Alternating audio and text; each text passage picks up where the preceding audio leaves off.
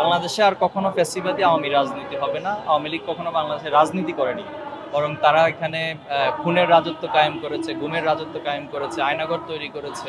October যে নারকীয় হত্যাকাণ্ড ঘটিয়েছে, লগি বৈঠা দিয়ে পিটিয়ে মানুষ হত্যা করা এবং সেই লাশের উপরে নৃত্য করা, যেটা ইতিহাসে আইএমের জাহিলিয়াত বা বর্বরতার ইতিহাসের সাথে মিল থাকে। এবং বাংলাদেশে ফ্যাসিবাদ কায়েমের ক্ষেত্রে 28শে অক্টোবরের ঘটনায় একটা পাটাতন হিসেবে, একটা বীজ হিসেবে মূলত পরবর্তীতে কাজ করেছে।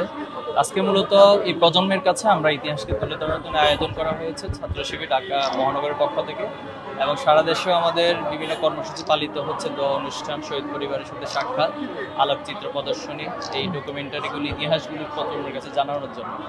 আমরা আশা করছি এই ইতিহাসগুলো প্রজন্ম যত জানবে, খুনি হাসিনা এবং ফ্যাসিবাদ কায়েমের যে মূল পাটাতন বা তত্ত্ব, সেটাকে তারা উপলব্ধি করতে পারবে এবং ভবিষ্যৎ বাংলাদেশ বিনির্মাণের জন্য এই প্রজন্ম সচেতনতার সাথে অগ্রসর হতে পারবে। এটা প্রথমত দুঃখজনক, এবং তাদের জন্য বলবো যারা দিবাস্বপ্ন দেখছেন যে বাংলাদেশে আবার ফ্যাসিবাদ কায়েম করবেন, তো তাদের যেহেতু বিগত সময় বাংলাদেশ থেকে লুটপাট করা অর্থ আছে, সেই অর্থকে তারা কাজে লাগিয়ে কিছু ভাড়াটে লোকজন নিয়ে এসে মিছিলগুলো করছেন, এবং সীমান্তের ওপার থেকে একটা অংশ তারা এগুলোকে প্যাট্রোনাইজ করছেন, অর্গানাইজ করছেন।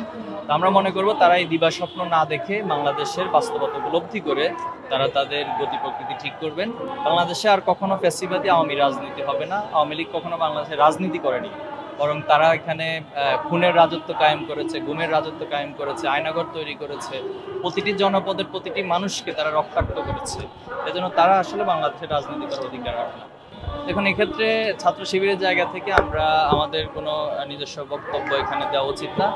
কোনো একটা দল তার প্রতীক চাইতেই পারে, এবং সেটা বাংলাদেশের নিয়ম বা যে নির্বাচন কমিশনের যে বিধিমালা রয়েছে তারা যাচাই বাছাই করে তারা দিতে পারে অথবা বিকল্প দিবে। এটাই অতীতে হয়ে এসেছে, সেটাই হবে, এটাই আশা করি।